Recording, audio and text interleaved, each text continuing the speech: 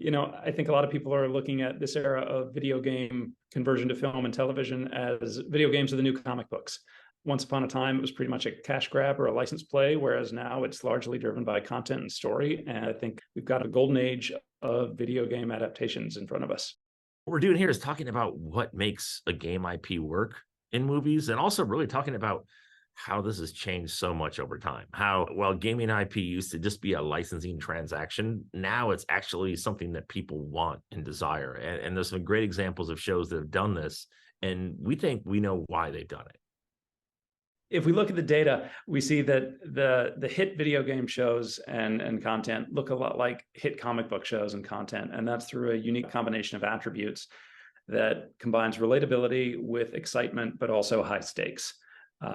Without the high stakes, you've just got mindless action. Without the relatability, there's no real entry point for the audiences. But when you combine those three things effectively, you get content that audiences are really into, they feel like they're a part of, and they want to see more.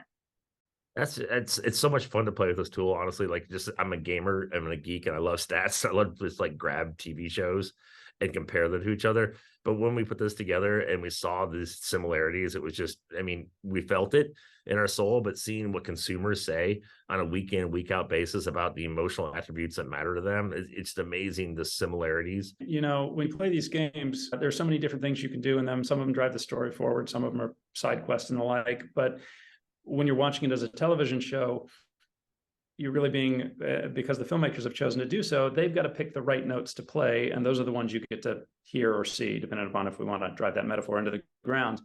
And with The Last of Us, they've been very smart about which ones they picked. And those are ones that have resonated with audiences. Yeah. And I think the other thing is that it was still true to the game. There was a note in the game, and it's such a beautiful articulation of a note. So there's a note you find in the interactive game. And now it took this note and it expounded upon it and gave you such depth that people that played the game can go, oh, wow, I never knew Bill like that. And people that didn't play the game, it's just a great story, and it ties into the universe. And I think that's the really powerful thing that Last of Us is kind of teaching us. And I think games will do different things going forward. Not every game has to be like Last of Us. Game to TV has to be like Last of Us. But I think it's a great blueprint for how to really expand your audience and do something critically and powerful for people that comes from the gaming space, as opposed to just licensing it and making it a really action game. Last of Us, when you play the game, you stab a lot of people.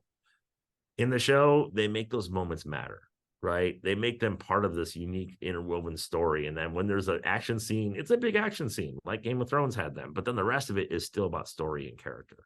If you do anything in this space, in any of these spaces, you're not thinking about an IP and a world and relationship with your consumer and fandom, you're kind of missing the boat. So we'd love to talk to you some more about this. Feel free to reach out.